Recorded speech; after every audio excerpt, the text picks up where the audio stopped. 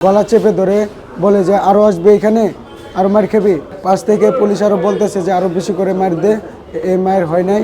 SI আমাকে মানে পিছন থেকে এমনভাবে পাকড় করে ধরে, বেল ধরে তারপর পার ভিতরে 4টা বাড়ি মারে।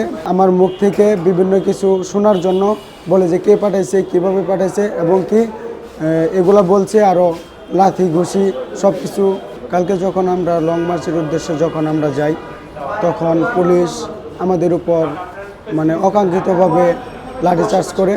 তখন ফার্স্ট টাইম আমি দৌড় দিই, তারপর দেখি যে আমার বেসের এবং কি আউটসাইড বেসের স্টুডেন্টরা ওইখানে ছিল, আমার বোনেরাও ছিল। তাদেরকে সেফ দিতে যায়, 4 জনকে সেফ দিতে যায় আমার পুলিশেরা আমাকে মানে এলোপাথারিভাবে ধরে মাথা থেকে পা পর্যন্ত নির্মূলভাবে আহত করে এবং আমার মুখ থেকে বিভিন্ন কিছু শোনার জন্য বলে যে কে পাঠাইছে, কিভাবে পাঠাইছে এবং কি এগুলা বলছে। আরও লাথি ঘুষি সব কিছু, মানে এমনভাবে একটা মানুষকে কখনো মারে না।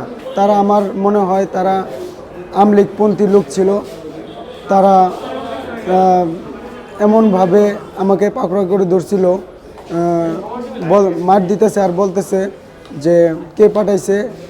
আমি তারপর পিছন থেকে এসআই আমাকে মানে পিছন থেকে এমনভাবে পাকড়া করে ধরে, বেল ধরে তারপর পার ভিতরে 4টা বাড়ি মারে। বাড়ি মারার পরে আমাকে ঘাড়ের ভিতরে আঁচড় দেয় এবং মাথায় লাথি মারে। আর পাশ থেকে পুলিশ আরও বলতেছে যে আরও বেশি করে মার দে, এই মায়ের হয় নাই। তখন আমাকে আরেকটা আপু আমাকে সেফ দিতে আসছিল, তাকে তার পায়ের ভিতরে লাথি মারে এবং সে আপু পড়ে যায়। এবং তারপর আমার ডিপার্টমেন্টের স্যারেরা আমাকে যখন মারে, তখন স্যারেরা আমাকে বাঁচানোর জন্য এগিয়ে আসে। স্যার এবং ম্যাডামকেও তারা অমানবিকভাবে মারধর করে এবং আমাকে মার দেওয়ার পরে আমি যখন আসি, তখন পিছন থেকে আমাকে লাথি মারে এবং কিছু দূর আসার পরে টিয়ার সেল নিক্ষেপ করে। ওটা আমার কানের পাশ দিয়ে যায় এবং ফাঁকাগুলো ছুটে। তারপর আমার পিঠের বাম পাশে তখন আরেকটা লাঠি দিয়ে মারে। তারপর ছত্রভঙ্গ হয়ে যায়।